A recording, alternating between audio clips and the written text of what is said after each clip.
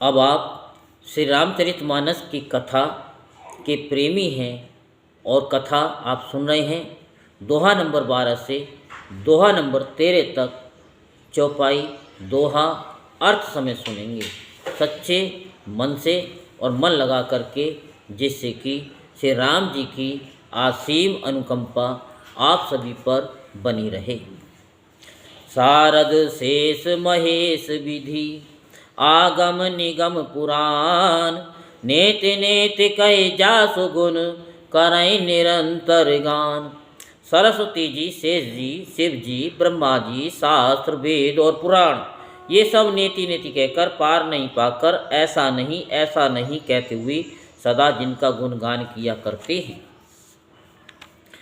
सब जानत प्रभु प्रभुता सोई, तदपि कहे बिनु रहा न कोई। तहाँ वेद यस कारण राखा, भजन प्रभाव भांति बहु भाखा। यद्यपि प्रभु श्री राम जी की प्रभुता को सब ऐसी अकथनीय ही जानते हैं, तथापि कहे बिना कोई नहीं रहा। इसमें वेद ने ऐसा कारण बताया कि भजन का प्रभाव बहुत तरह से कहा गया है, अर्थात भगवान की महिमा का पूरा वर्णन तो कोई कर नहीं सकता, परंतु जिससे जितना बन पड़े उतना भगवान का गुणगान करना चाहिए, क्योंकि भगवान के गुणगान रूपी भजन का प्रभाव बहुत ही अनोखा है। उसका नाना प्रकार से शास्त्रों में वर्णन है। थोड़ा भी भगवान का भजन मनुष्य को सहज ही भवसागर से तार देता है। तारेगा कब? जब आप सुनेंगे और सुन करके फिर एक दूसरे को सुनाएंगे। जैसे आपने बृहस्पतिवार की कथा सुनी होगी कि भैया मेरी विष्णु भगवान की कथा सुन लो, बृहस्पतिवार की कथा सुन लो। किसान ने कही कि मैं जब तक कथा सुनूंगा जब तक 4 हरैया जोत लूँगा। है राजा कुछ आगे निकला तो उसके पेट में दर्द हो गया। तो क्या है कि यहाँ से सीख लो कि आप जो भी सुनते हैं, सुनने के बाद रोज़ थोड़ा थोड़ा किसी न किसी को सुना दो, और कोई ना भी मिले तो भगवान के सामने बैठ कर के सुना दो। भाई घर के मंदिर में सुना दो, भाई बाहर मंदिर में नहीं सुना सको तो भगवान के मंदिर में थोड़ी सी कथा सुना दो भगवान को, बस हो गया कल्याण। ये भजन है। ये भजन नहीं खाली सुन लिया तो बस हो गया, नहीं सुनो। मोबाइल जरूरी चलाना, मुंह से बोलना है, मोबाइल चला दो। सारे काम मोबाइल ही कर लेगा तो मोबाइल ही ले जाओ ना अपने जेब में रख करके, जब मरोगे तो। पहले बोल रहे थे ना उनके वहाँ जा करके एक कथा चला दो दूसरे मंदिर में जा करके। अरे तो वो एक अलग चीज है, ये एक अलग चीज है। चलाइए तुमने ना भी ना, फिर वो एक अलग है और ये चीज अलग है।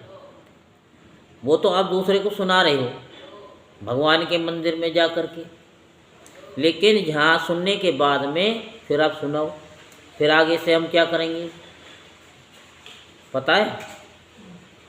फिर आपसे ही कथा करवाएंगे और YouTube पे रिकॉर्डिंग होएगी और फिर उसको ही हम डालेंगे कि लो जी अब हमारे ये शिष्य इस कथा को सुना रहे हैं, चाहे बेशक पढ़ के ही सुनाओ, लेकिन सुनाओ।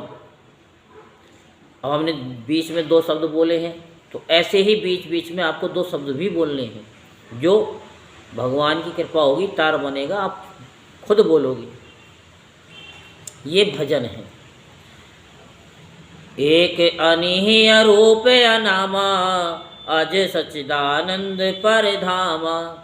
व्यापक विश्वरूप भगवाना, ते धरि दे चरित कृत नाना।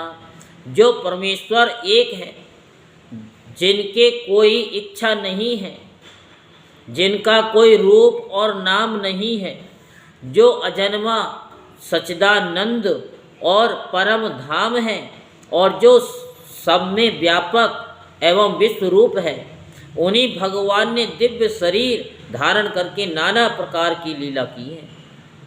सो केवल भगतन हित लागी, परम कृपाल प्रंत अनुरागी। जय जन पर ममता अति छो, जय करुणा करि केन न को।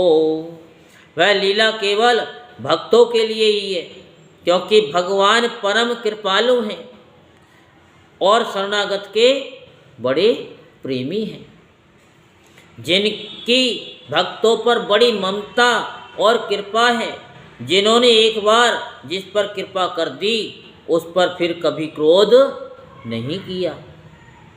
गई बहोर गरीब निवाजो, सरल सबल साहिब रघुराजू। बुधवर नहीं हरि जस यस जानी, करई पुनीत सुफल निज वानी। वे प्रभु श्री रघुनाथ जी की गई हुई वस्तु को फिर प्राप्त कराने वाले गरीब निवाज, दीन बंधु, सरल स्वभाव, सर्वशक्तिमान और सबके स्वामी हैं। यही समझकर बुद्धिमान लोग उन श्री हरि का यश वर्णन करके अपनी वाणी को पवित्र और उत्तम फल, मोक्ष और दुर्लभ भगवत प्रेम देने वाली बनाते हैं।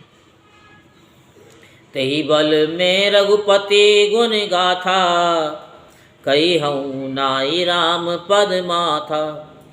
मुनि ने प्रथम हरि के रत गाए, तेई मग चलत सुगम मोहि भाई। उसी बल से महिमा का यथार्थ वर्णन नहीं है, परंतु महान फल देने वाला भजन समझकर भगवत कृपा के बल पर ही मैं श्री रामचंद्र जी के चरणों में शीश नवाकर श्री रघुनाथ जी के गुणों की कथा कहूँगा। इसी विचार से वाल्मीकि जी, व्यास आदि मुनियों ने पहले हरि की कीर्ति गाई है। भाई उसी मार्ग पर चलना मेरे लिए भी सुलभ होगा और आपके लिए भी सुलभ होगा।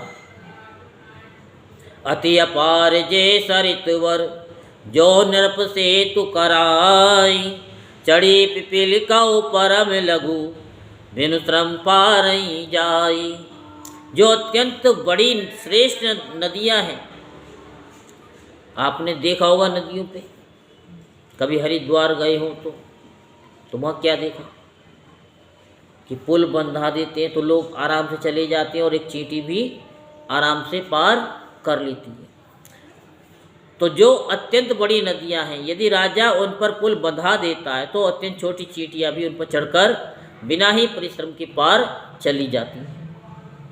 इसी प्रकार मुनियों के वर्णन के सहारे मैं भी श्री राम चरित्र का वर्णन सहज ही कर सकूंगा।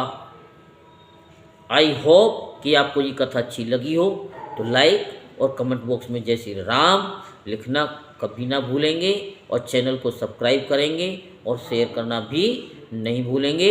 जय श्री राम, जय श्री राम। जय श्री राम।